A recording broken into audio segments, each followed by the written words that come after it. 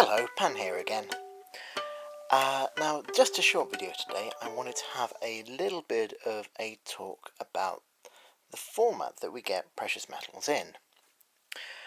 First of all, a bit of housekeeping. I'm trying yet another sound setup, so this time I'm still trying to speak a little more loudly into the microphone, but this time I've put the wind protector on it. I might see if I can insert a little shot here, a photograph of my audio-video setup, so you can see what I'm talking about.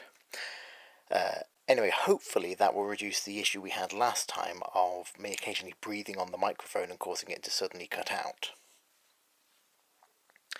That bit out of the way, what's in the purse this time?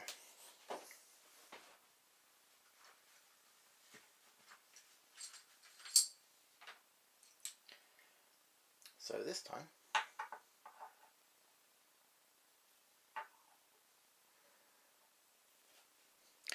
let's get a little closer look at these.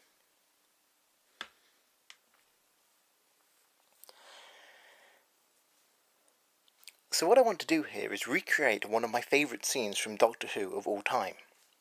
So when the Doctor's talking to Leela and he holds up two boxes and he says, "Which box is larger?" Leela goes, "That one." Then the Doctor goes, "Okay."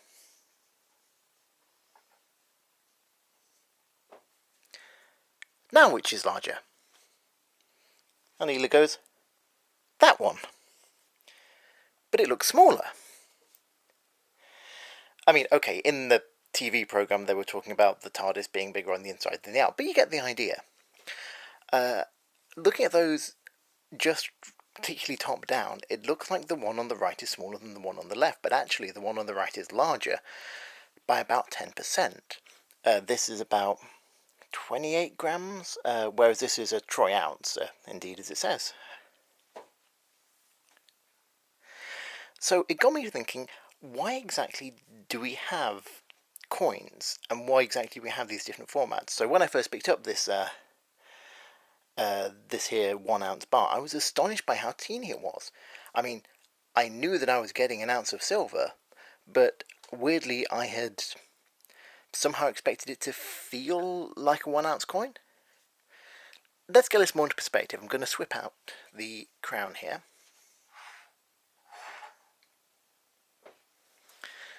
And again, the coin just seems bigger. And I don't just mean as in, like, you know, the physical dimensions are larger because it's wider, but also it feels larger when it's in the hand, and I don't have an answer for why that is. But it does definitely answer my question of why we bother having coins.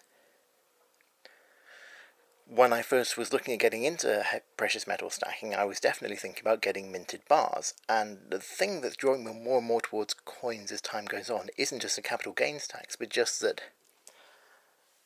when I hold this in my hand, it just feels bigger than when I hold this.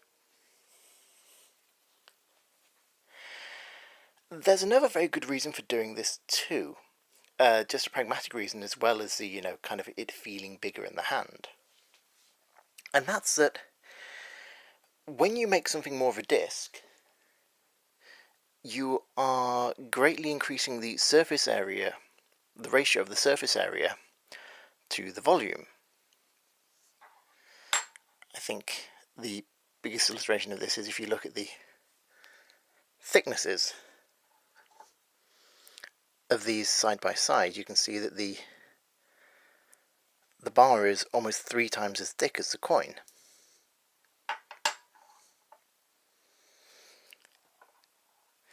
And that's really important for two reasons. One, it gives you more space in which to put markings on it that actually indicate, you know, what it is, what it contains, where it's from. So it has more of that kind of stamping of authority about it. You know, with this kind of large area, you can put, you know, your nice big portrait of Queen Elizabeth, and you can put kind of, you know, all the words around the side, you know, kind of De Gratiam, Fid Def, Ind Imp in some cases. But another thing that happens when you do this is that by maximising the surface area to volume, it also means you can basically go much further down in size with coins than you can easily with bars. I don't have any directly comparable examples of smaller bars than this, but I can talk about the first time I picked up a half sovereign. I was astonished. I mean, the thing was smaller than a 1p piece. Looking at them now, and looking at them individually, they still have a certain amount of I've just spotted this is upside down. That's going to be infuriating some people. But if you look at it in terms of looking at its face, it's a very recognisable coin. It's, you know, easy to see what it is, it's easy to see the shape, it's easy to see the markings on it, even though there's only a few grams of gold in it. And you can push this even further to its extreme, where you get down to the sort of 1/40th ounce coins, and those are such a teeny amount of metal that I think if you were to make them a bar, you could probably like hide it under a fingernail or something. But you can just about get away with turning it into a coin, even if it's, you know, really straining the limits of practicality. Just because by making it a coin you make it that little bit bigger in at least 1 or 2 dimensions, and that means you can actually keep track of the damn thing. So long story short, this is why I think in the future I'm generally going to be getting more coins than bars. Not least because they feel bigger in the hand, they're easier to keep track of, and also there just seems to be more variety and more overt, deliberate attempts to make them decorative. So, I mean, just looking at these two that I've been looking at this video,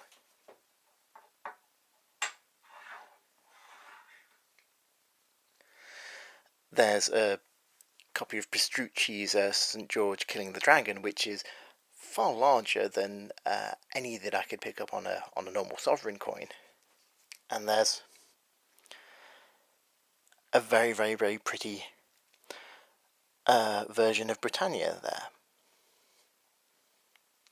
And you just don't seem to get that kind of variety with bars. So, you know, bars are in many ways probably a very, very pragmatic way of gathering weight, but they just don't quite do it for me.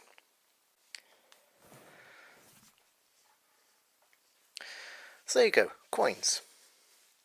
Perhaps not the most space-efficient way of storing precious metal, but some of the prettiest. Or at least that's what I think. What do you reckon? Let me know in the comments below. Bye for now. As an added bonus, there's one more thing I picked up this week. A macro filter for this camcorder. So I'm just going to have a little play now. I'm going to pop it on the camcorder and see if I can get a closer look at a couple of these coins.